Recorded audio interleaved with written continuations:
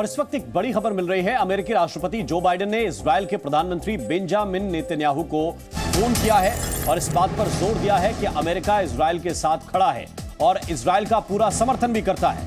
Israel के प्रधानमंत्री ने भी अमेरिकी राष्ट्रपति को उनके पूर्ण समर्थन के लिए धन्यवाद दिया और यह भी साफ किया कि हमास के खिलाफ लड़ाई में शक्तिशाली अभियान की जरूरत होगी, लेकिन जीत इजराइल की ही होगी।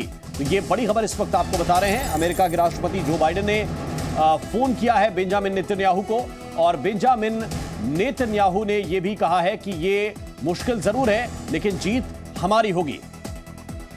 और इस वक्त एक और बड़ी खबर यह मिल रही है कि सैनिकों के बीच पहुंचे इजराइल के पूर्व प्रधानमंत्री।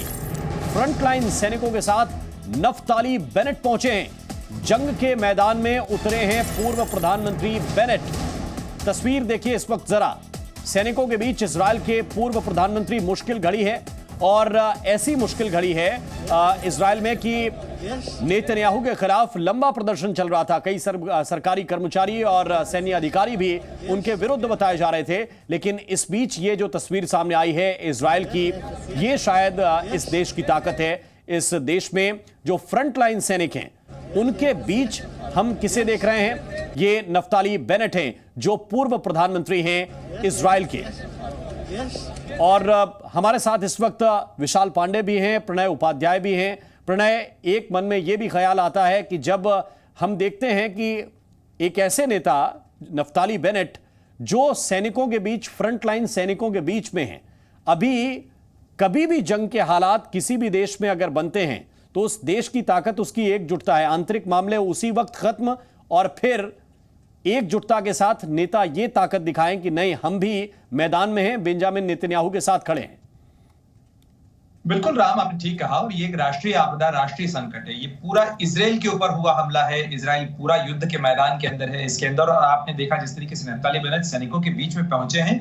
इजराइल के विपक्ष के जो नेता हैं यार लापिड, उन्होंने बेंजामिन नेतन्याहू को प्रस्ताव दिया है कि अगर वो चाहें तो वो एक राष्ट्रीय संसद, राष्ट्रीय सरकार बनाने के लिए तैयार हैं। और साथ में कंधे से कंधा मिलाकर इस समय पूरा देश एक साथ खड़ा हुआ है। इजराइल के जो राष्ट्रपति हैं उनकी तरफ से सबसे यही अपील की गई है कि ये मुश्किल की घड़ी है, इस समय में हमारे सैनिकों का हाथ मजबूत किया जाना चाहिए, उनका मनोबल बढ़ाया जाना चाहिए और साथ ही किसी तरीके की जो गलत बयानी है, अफवाहें हैं, उनको दरकिनार किया जाना चाहिए, क्योंकि ये पूरे इजराइल पर हुआ हमला है। और इसी एकजुटता के साथ इसका जवाब देने की कोशिश इस समय पूरा इजराइल कर रहा है। और आप जानते हैं राम कि ये इजराइल के लिए, क्योंकि इजराइल जिस जगह उसकी जो भौगोलिक स्थिति है वो आसपास कितना घिरा हुआ है, तो ये अस्तित्व की लड़ाई है जो इस समय इजराइल लड़ रहा है। और ऐसे किसी भी हमले पर वो हमेशा इसीलिए दुगने और तिगुने ताकत के साथ में पलटवार करता है, क्योंकि ये उसके अस्तित्व का मामला है। और किस तरीके से इजराइल बना और किस तरीके से इजराइल अपनी स्वतंत्रता को बचाए हुए है, ये अपने आप में हर कोई जानता है। और यही वजह है कि इजराइल की हमला बहुत बड़ा झटका है और अब उससे उबरने के लिए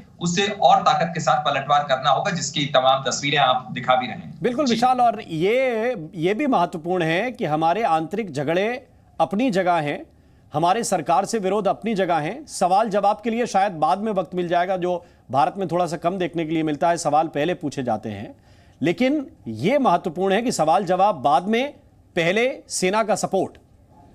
देखिए बिल्कुल राम, और इजराइल से ये तस्वीर सामने आ रही है। वहां पर जो पूर्व प्रधानमंत्री हैं वो सेना के समर्थन में मैदान में उतरे हैं। विपक्ष के नेताओं ने भी अपना पूरा समर्थन दिया है सरकार को इस मुद्दे पर कि आतंकियों का सफाया किया जाए। तो ये एक राष्ट्रीय संकट है इजराइल पर, और वहां के चाहे वो सत्ता पक्ष के नेता हो या विपक्ष के नेता हो, पूर्व प्रधानमंत्री हो, मौजूदा प्रधानमंत्री हो, वो सब एक सुर में सुर मिलाकर आतंकियों के सफाये का संकल्प लेते हुए दिखाई दे रहे हैं। और यही वजह है कि इजराइल में इस वक्त जिस तरह से बड़ा ऑपरेशन इजराइल की सेना की तरफ से गाजा पट्टी और जिन इलाकों में बंधक बनाया गया है नागरिकों को, उन इलाकों में चलाया जा रहा है हमास के आतंकियों के खिलाफ, ताकि उन्हें यहां से खत्म किया जा सके और लोगों को छुड़ाया जा सके।